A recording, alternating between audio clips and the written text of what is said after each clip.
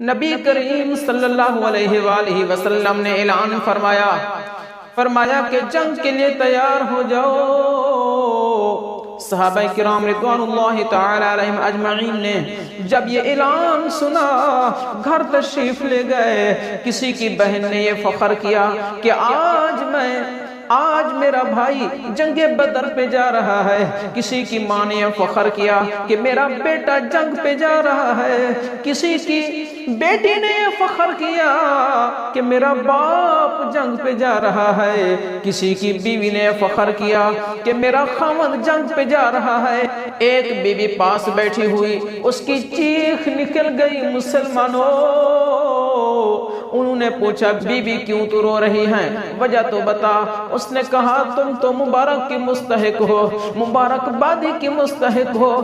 کسی کا بھائی جنگ پہ جا رہا ہے، کسی کا بیٹا جا رہا ہے، کسی کا خاوند جا رہا ہے، کسی کا باپ جا رہا ہے، لیکن بدنصیبی سے میرا تو کوئی نہیں جا رہا۔ میرے بیٹے ہیں تو 2 ہیں، وہ بھی چھوٹے ہیں۔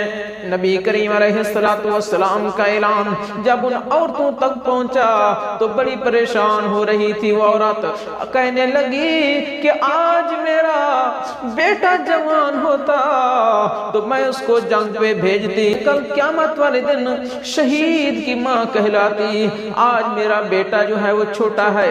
حضرات گرامی قدر مسلمانوں، بچے کھیل رہے تھے، دوڑتے ہوئے آئے، آ کر پوچھا کہ امی کیوں رو رہی ہے؟ کہنے لگی بیٹا آج رونا تو اور کیا کروں؟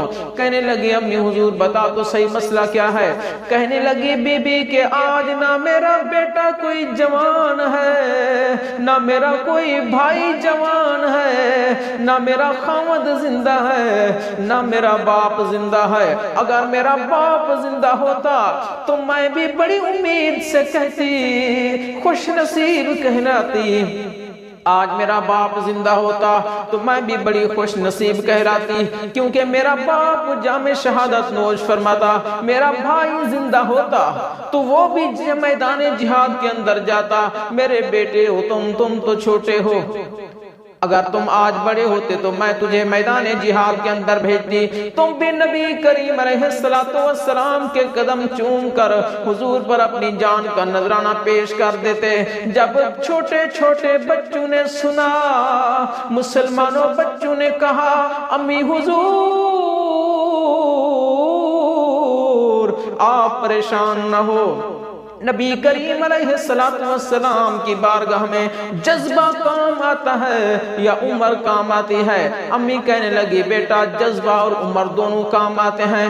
آپ کا جذبہ تو ہے لیکن عمر نہیں ہے، عمر آپ کی چھوٹی ہے، پتہ نہیں آپ کو قبول فرماتے ہیں یا نہیں فرماتے۔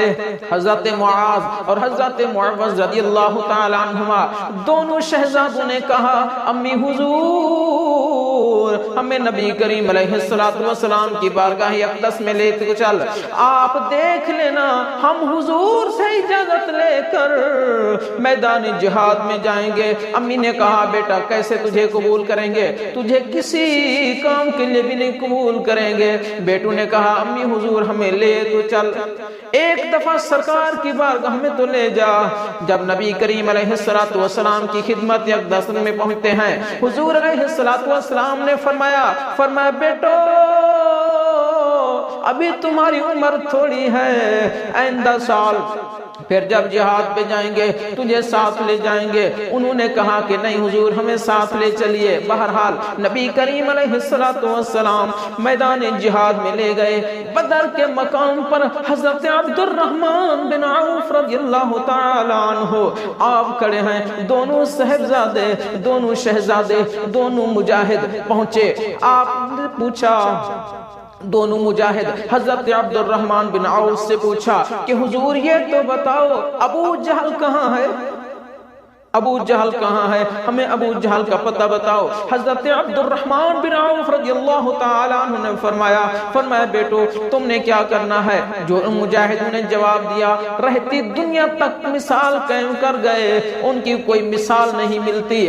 آپ نے فرمایا حضرت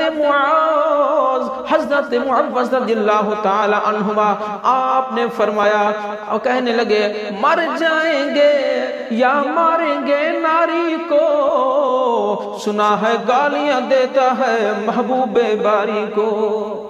آج ہم نے جا کر اس کا سر قلم کرنا ہے، اس کو واصل جہنم کرنا ہے۔ حضرت عبد الرحمن بن عوف فرماتے ہیں جب میں ان دونوں مجاہدوں کو بتایا کہ ابو جہل وہ کھڑا ہے، فرماتے ہیں ایسے دوڑ کے گئے، جا کر ابو جہل پر حملہ کیا، اس کے گھوڑے کو بھی مار ڈالا، ابو جہل کو بھی واصل جہنم کر دیا۔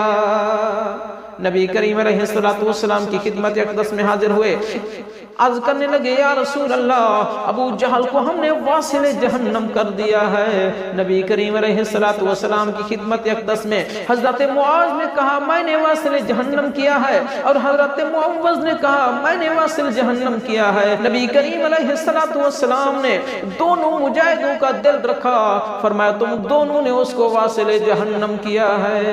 اس لیے فرماتے ہیں کہ زمین و زمان تمہارے لیے، مکین و مکان تمہارے لیے، چنین و چنا تمہارے لیے، بنے دو جہاں تمہارے لیے،